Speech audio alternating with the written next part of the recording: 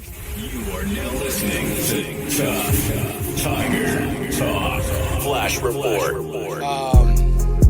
Quality football team.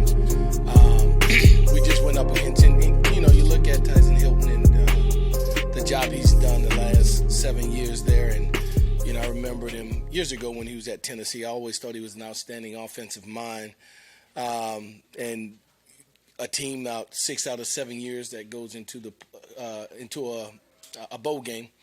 That's sitting there 8-2 with a pretty good offense that even as well as we played defensively, you look at them early on, it took us a moment to settle in, and once we did, and it got to the second half, we were absolutely dominant defensively, just lights out. I thought Blake Baker and the defensive staff and our players played lights out.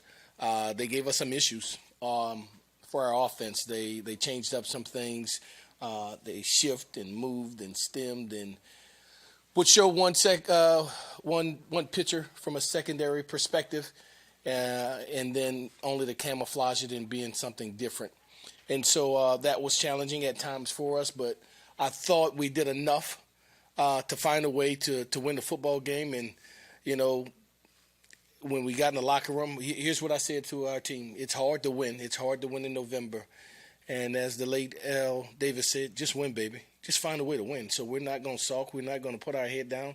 We didn't play well. A lot of that is because offensively, didn't play well offensively because of the defense we went against. And we're still a work in progress. I thought our special teams probably played the best they've played all year in totality. From a field goal standpoint to kickoff, kicking it out of the end zone, from a return standpoint and coverage unit. And so we did ascend in some areas, again, specifically defensively and special teams. We still have some work to do to get over this hump. We'll have to play better, and next week to have a chance to win this football game. And I'm confident we will. We'll get to work and knock out these kinks and find out the things that we can do to give us a chance to create explosive and touchdowns.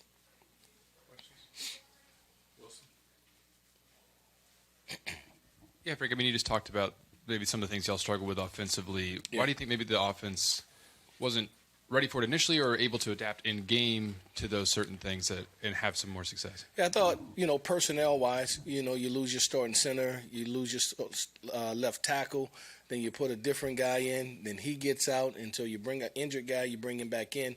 But that's a part of football, right? So the next man up mentality, that guy has to be ready to go. Caden Durham gets concussed. So we got nicks and bruises here and there. And so the continuity of guys who had gotten those repetitions in abundance was tested. And so we're a team where we have to, not just the starters, but the guys who are in backup roles have to be ready to go. And so our depth was tested tonight. And so it limits the things that you want to do to protect the quarterback, to protect those linemen, to protect the play call. And so when injuries start to occur the way they do, the playbook then kind of condenses to give yourself the best chance of doing whatever it takes to win the game. Coach, how important is DJ Pickett for the future of this program? He was our MVP. I thought he played lights out. And holistically, I thought he was good in run support. I thought he shed blocks and came off as a squat corner and zone coverage and negated runs. I thought he blitzed well and was disruptive. I thought he contested passes. And, of course, with the interception as well. He is an elite player, exactly what we desired for him to be for us, what Corey thought he was when he recruited him, when we recruited him. I think he's going to be a spectacular player, and his future is extremely bright. Yeah, Frank, have injuries shrunk the playbook all season to the point that this offense has been so bad all year? Has injuries shrunk the playbook? Yeah. It's so bad all year. Well, we're youthful. we're a youthful offensive unit, especially up front.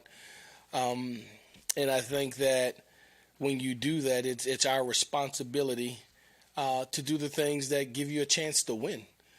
We can go out and try to be sexy and do things that don't adhere and allow us to be our best version of us, and it won't bode well for you.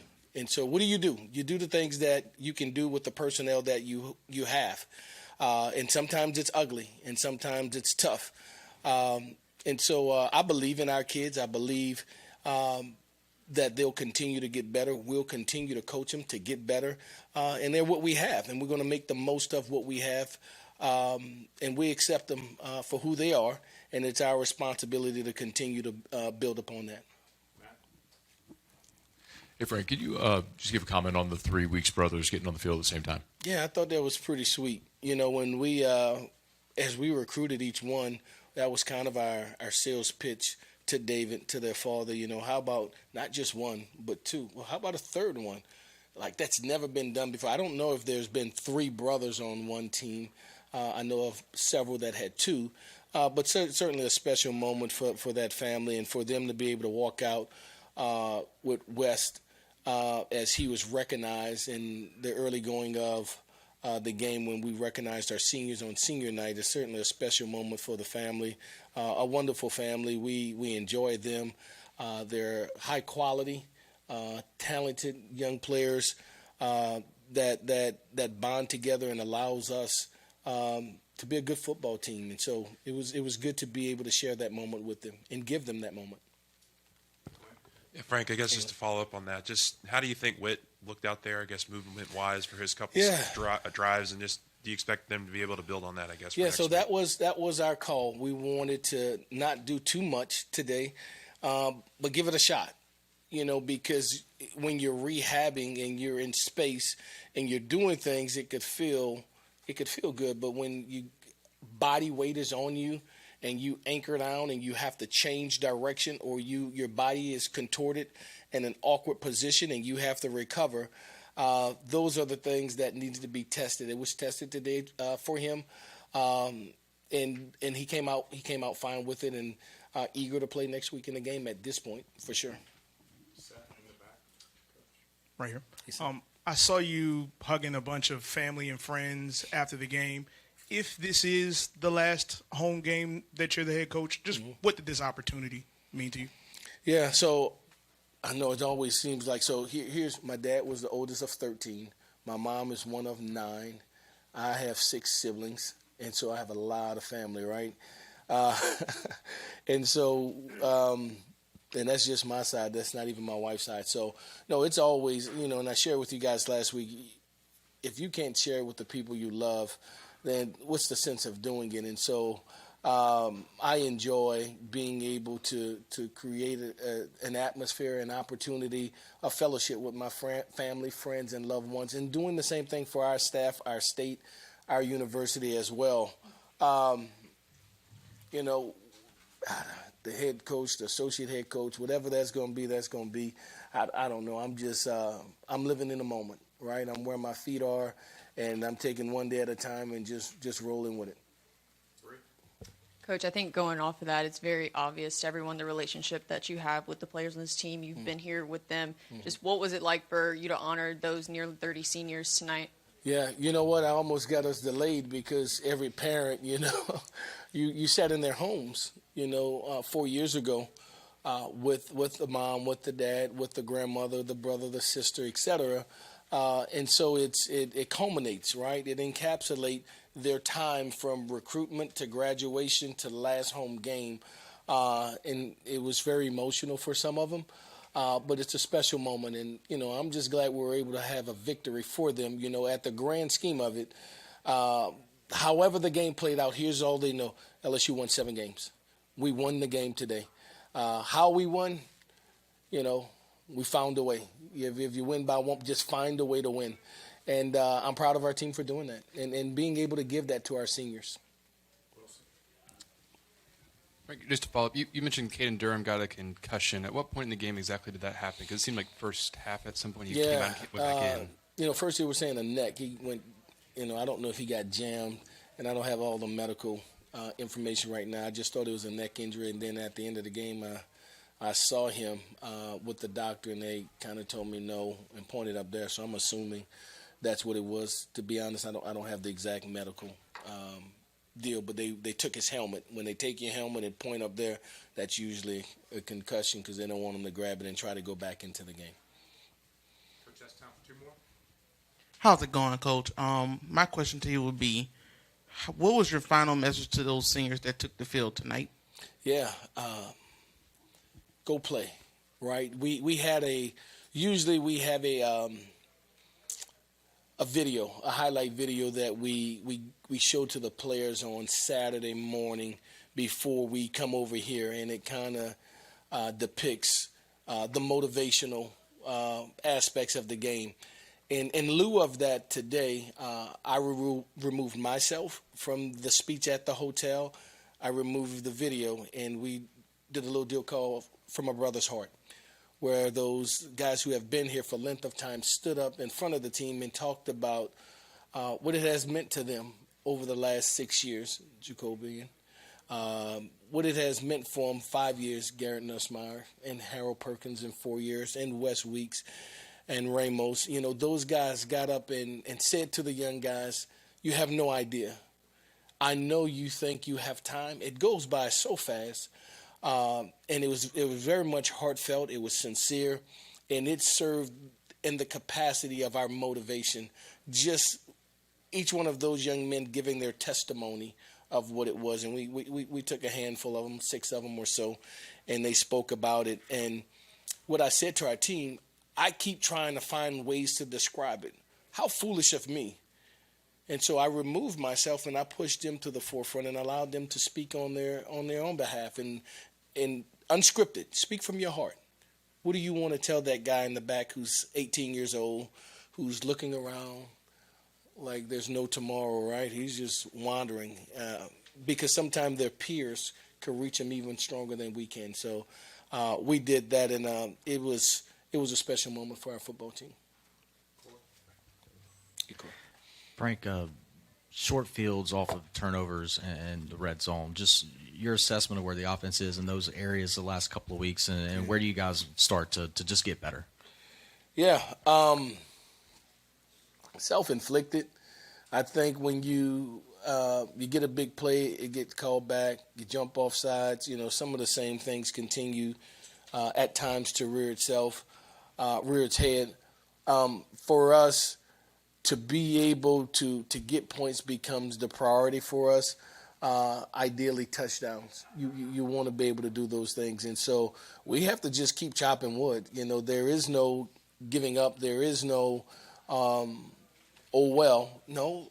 we'll try this, we'll try that. So we're going to continue to try to find a way to get the ball in the end zone, and by different measures. And so whether it's a receiver that's getting in the backfield, it's a running back lining up at receiver, whatever it takes, a quarterback designed to run, we try the gambit of things, and we'll continue to hammer at it, to look at what defenses are doing to us as we look at our tendencies to try to crack the vault to create more touchdown plays for us.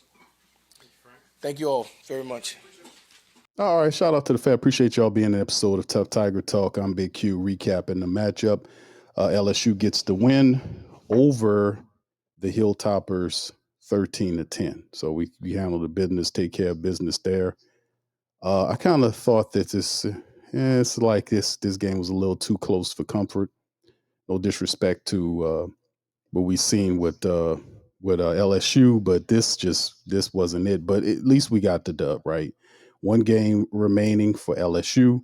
They got Oklahoma, and that's going to be a whole nother thing to deal with. So anyway, we'll have Coach Frank on the post game, and he'll come in and kind of give us the breakdown. But y'all do us a service, hit that like button. We up in this thing on Tough Tiger Talk, talking about LSU tonight, man. Let's hit these team stats on the win. LSU 20 first downs to 14. They were 3 of 16 on third down, 1 of 3 on the fourth down conversion. They did amass over 320 plus yards of offense, 200 yards passing today by the team, and 126 rushing yards by the team. The Kentucky did prove to be a more difficult opponent than we anticipated. After all, this team is an 8-win team and are actually 3-2 on the road. But nonetheless, they were able to put up a game here. And nonetheless, I just feel like we could have did a lot better than this, man, to be honest with you. But it simply is what it is. We get the dub. That's all that matters, right? All right, anyways, we keep going here. Let's keep it to penalties in Death Valley. 9 penalties for 69 yards. We had a couple of turnovers to go along with it. Time of possession, we kind of got them more than over 10 minutes of time of possession. And Western Kentucky kind of got that thing closer later on in the fourth quarter. But it was a bit of a struggle going on with us tonight. But we were able to take care of business against the Kentucky, Hilltoppers. They put up a tough little battle for us tonight. But once again, we got to do better. Michael Van Buren, another start by him, 25 of 42 for 202 yards. He averaged 5 yards per throw, a touchdown. He did have an interception in the game, the turnover. Harlan Berry, 18 carries for 80 yards, 4.4 average right there by him. He was the key and leading rusher, and they put up 126 yards off of 37 carries, 126 yards. That's 3.4 yards per carry, which was just very interesting to say the least about LSU. They were trying to run the football tonight. Xavier Thomas was the top catcher of the ball. Him and Tradaz Green. Tradaz got back in there, 6 catches for 45 yards. He got a touchdown. Xavier had 6 for 47, 5 for Barron Brown, and 37 yards.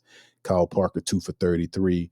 And the rest of the guys like Bauer Sharp and other guys had a catch apiece in the matchup. So LSU improves to 7-4. We got one more game remaining, fam, and that's against Oklahoma, man. That's going to be the regular season finale. Davon Keys was the top tackler on defense for LSU. We had several players that had, I guess you could have sacks in the matchup. West Weeks, DJ Pickett. We had 2 by Jamari Butler in the matchup, a half a sack by Ahmad Bro, and also he shared that one with Jack Pyburn. So LSU did defensively, man. Like I said, this was one of the, even though it was under the lights in Death Valley, it was very lackluster in his game. It was very lackluster game by our team. Of course, the interception, see DJ Pickett got him a pick, and PJ Woolen also got him another one as well. And really not much else to talk about. You see Damian Rummels was 2 for 2 on the night. 7 punts by LSU for 313 yards, almost 45-yard average. And he put 5 of the 7 inside of the 20. And Western Kentucky kept it close in this game, man. It was like I said, very lackluster. Rodney Tisdale Jr. was the top passer, 20 of 39 for 128 for their side. Marvis Parrish had 7 carries for 32 yards as well. And basically, like I said, man, it was one of the situations where very lackluster performance tonight by LSU. KD Hutchinson was their top receiver, 8 catches for 40 yards in the matchup for LSU. And, of course, you see 17 tackles by Jalen Wester and Jalen Lewis. Those guys, the Jalens, were really putting on a tackle exhibition. One had 17, another one with 15 for Western Kentucky. They serious on that defensive side, man. They had some players there. But nonetheless, like I said, they can be happy the fact that they battled in a SEC school to, and lost by basically 3 points. Nip and tuck game and battle tonight for our Tigers. But nonetheless, like I said, at least we won the game, man. At least we won. So Coach Frank gets his second win of the season, to be honest with you, and we just keep this thing moving. Now, under the shadow of everything that's been going on Tough Tiger Talk, we did, however, cover the latest news that's going on with LSU, and it's a lot of stuff going on with LSU. Formerly, a day ago, we covered this on the broadcast. Formerly asked to fire Kelly in response to the suit. Obviously, he wants his 40-something odd $1 million, and they're dialing him back on that. That's some interesting news we got here posted up on the channel. And also, we talk about the fact that the Lane Kiffin thing that's been talked about in various reports that's going on with LSU's deal, a potential deal was leaked to Lane Kiffin. So it's a lot of stuff going on, and this has been a very eventful year for LSU football, and not in a positive way. A lot of stuff outside of there, man. Just to be honest with you, here's the report right here talking about the Lane Kiffin. I don't know how you guys feel about Lane Kiffin and whether you feel like he should be the right coach to lead LSU into the future. But nonetheless, however they feel, LSU's loaded up on a big deal, finalizing a $90 million offer to Lane Kiffin, according to USA Today is saying that LSU football is finalizing a $90 million offer to entice Lane Kiffin. This is according to Ross Dillinger of Yahoo Sports. Kiffin would replace the fired Brian Kelly. And they were kind of had a discussion about what the future holds for Coach Kiffin with Ole Miss. They said they wouldn't talk about it until after the Egg Bowl because it's a delicate situation. A lot of what's going on right now with him leading Ole Miss could be upsetted a bit if they find out that the coach is leaving and all this kind of stuff. So it's a very delicate thing that's going on. Well, Lane Kiffin, despite the fact that he did tell the people that he wasn't going anywhere, that he loved being in Ole Miss. He liked the small town environment. He was good staying there. And then ultimately it all just changed and with something because, like I said, you can't trust nothing Lane Kiffin says. You know, he got some stuff going on. You're a bit of a snake, but nonetheless, he's a hell of a coach. So I guess you have, if you want to win, you got to kind of do a deal. You got to do a weird deal to get some, I guess, if you're LSU, man. I don't know. I mean, he's a hell of a coach, man. It's just the things you got to give up to win. Anyway, he understands the pressure coming, but hopefully LSU protects itself better in these clauses in these contracts. And of course, as the report indicates, it does definitely speak about the fact that LSU is willing not only to offer him the $90 million, but it also talks about the fact that it's willing to offer over $25 million in NIL money to help him recruit to the team. So that is also something to be kind of talking about as well here in Tough Tiger Talk Nation. So anyway, man, it simply is what it is. But nonetheless, LSU gets the victory. As we move forward, the next thing LSU has on his docket is up against Ole Miss, and that is going to be a very interesting game, to be honest with y'all, because today, of course, we'll go through some of the college football scoreboards, the top 20 scoreboards that we're talking about in the game. BYU is in the 43 seconds remaining in the fourth quarter. They're up on Cincinnati 26-14. Arizona, 25th rank, is beating Colorado and Deion Sanders' team 35-17. Deion Sanders is rumored to be considered to be fired. I think there was a report that Deion Sanders, I don't know how true it was, that he was actually begging the Colorado people to stay there. I don't know if that's true or not. That's some of the stuff that we're hearing, but he has a 3-7 team. And of course he did lose some talent, a lot of talent from that team. He has to build back. He had a Heisman Trophy winner that ended up getting drafted, and a couple of players that are really good and instrumental to the team that left. And he's catching it right now. Also, Ohio State, number one team in the country. They defeated Rutgers easily, 42-9. Texas A&M, number 3 ranked. They destroyed Samford 48-0. The number 4th ranked Georgia Bulldogs slapped down Charlotte 35-3. Oregon, they were able to beat the 15th ranked USC team, Oregon 7th ranked, 42-27. The 8th ranked Oklahoma squad, they beat the 22 ranked Ole Miss team. So Oklahoma wins their matchup 17-6. They're ranked 8th in the nation. Now they could very well climb. We'll see. And that's who we got next, is that Oklahoma squad in the season finale. Notre Dame destroyed Syracuse 70-7. Alabama beat down Eastern Illinois 56-0. Utah barely got past Kansas State 51-47. 13th ranked Miami over Virginia Tech, who picked up their coach this past couple of days. Is former Penn State coach will be there in the future, 34-17. He'll pick up at the start of this upcoming season.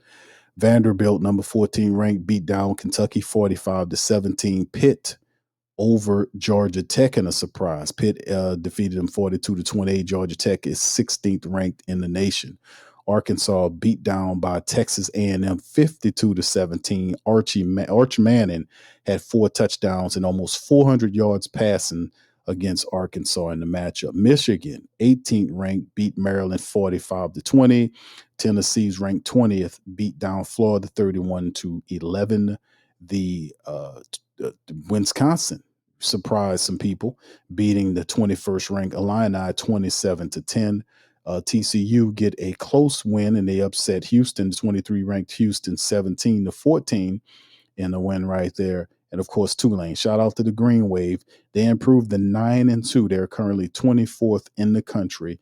They defeated Temple 37-13. So Tulane has really been having some great times building up on it, and this could be a special season for Tulane, man, once again. So we'll see how they are. At least we got one team in their competing family from Louisiana that's actually handling some business, right? So that's a kind of a balled out of some of the games, but also kind of bounce back to the Oklahoma thing, because this is the team that we shall see coming up soon. The Oklahoma team in the season finale, a top 10 team right now, currently ranked 8. We won't know tomorrow on what the situation will be in terms of them 3 games straight. I think the only loss to Ole Miss and Lane Kiffin. So they beat Tennessee, which 14th ranked. They beat Alabama, a couple, and they beat Missouri, and now they got LSU coming up. And this one is going to be on the 29th. This is going to be a 2:30 time kickoff game in Norman, Oklahoma, between the Tigers and OU. So this is one of them games, man. Can the LSU play spoiler against Oklahoma, man? It's going to be interesting. John Mateer have been playing some good football as of late, and Oklahoma's found something, man. They found something. They're 8th ranked in the nation. We'll see how everything rolls with them going forward. But man, oh man, LSU have they got some stuff. They got some stuff to deal with. I ain't gonna lie, fam. They got some difficulty in that matchup, man. And we're gonna lean into this matchup, and we will preview this matchup as we move forward into the week. We'll kind of go over this stuff and kind of talk about it as well. So anyway, man, with that being said, fam, we're going to get on up out of there. I appreciate y'all for tuning in the stream. Please do me a service and hit the like button, hit the subscribe button. By all means, feel free to share the show on social media feed. Big Q representing the Tough Tiger Talk Nation. We got our second straight win here. They're 7-4, 3-4 in SEC play in the regular season finale against Oklahoma, 8th ranked Oklahoma, going up to Norman, Oklahoma to close out the regular season. Can our team do a little surprise in there? Could we stop them, and can we, kind of surprise and get a win against OU, man, who trying to see if they can kind of slip in there and make something happen on the positive side, man. I have absolutely no idea, man, how this team plays sometime, man, but we shall see. Anyway, with that being said, I'm out. I'll let you on the next one. Much love, peace, and go Tigers. Subscribe to the Tough Tiger Talk channel and stay up to date for all things LSU football.